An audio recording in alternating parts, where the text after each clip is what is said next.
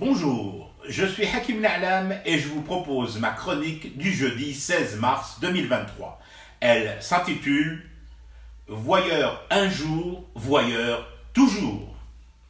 Yeo à la trace. Quand je vous dis que ce sont des stars, chacun de leurs mouvements est scruté, scanné et raconté en mode voici ou gala. Feuilleton haletant. Elles sont arrivées au port de Mostaganem de nuit. Et oui, forcément, des stars qui arriveraient de jour déclencheraient l'émeute. De nuit donc, mais filmées à l'insu de leur plein gré consentant.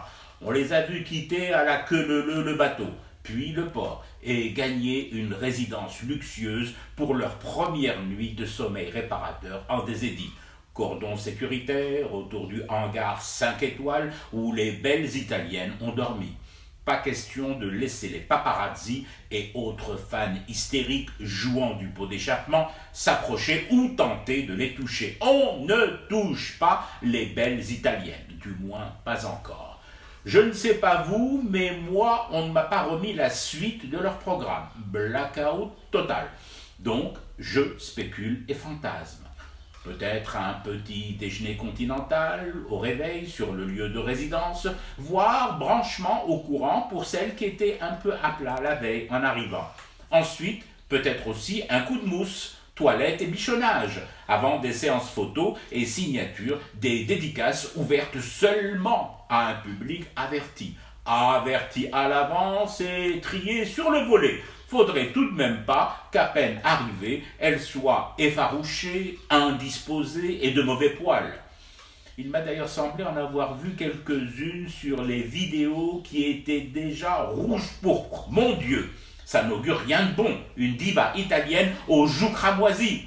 Mais bon, ça semblait leur aller à merveille ce rouge-là.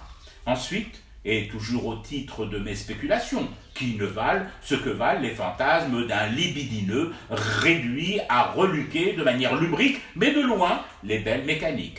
Peut-être une séance de présentation à la presse.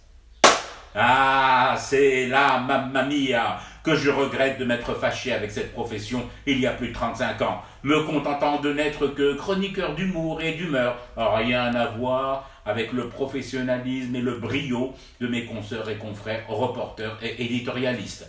Fallait pas faire le malin, Hakim, en adoptant ton mode de vie bizarre d'ermite. Voilà le résultat aujourd'hui. Les autres, les badgés, ceux avec carte de presse, vont pouvoir approcher les belles italiennes, les mitrailler de questions, les prendre en photo, poser à leur côté, et toi, moute la jalousie. Mais, maliche, voyeur un jour, voyeur toujours. Je me suis planqué 2 cafés plus loin à la terrasse du 3e. Pas franchement discret avec mes binocles au verre épais et double foyer auxquels j'ai adjoint une paire de jumelles. Un café, un œil sur la conf de presse des belles italiennes et la peur tout de même de voir débouler les forces de l'ordre.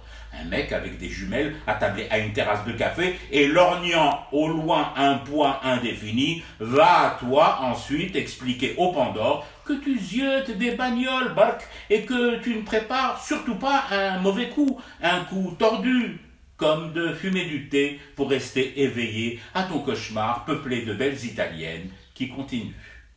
C'était Hakim Na'lam, je vous retrouve samedi pour une autre chronique et une autre façon de dire son amour à l'Algérie.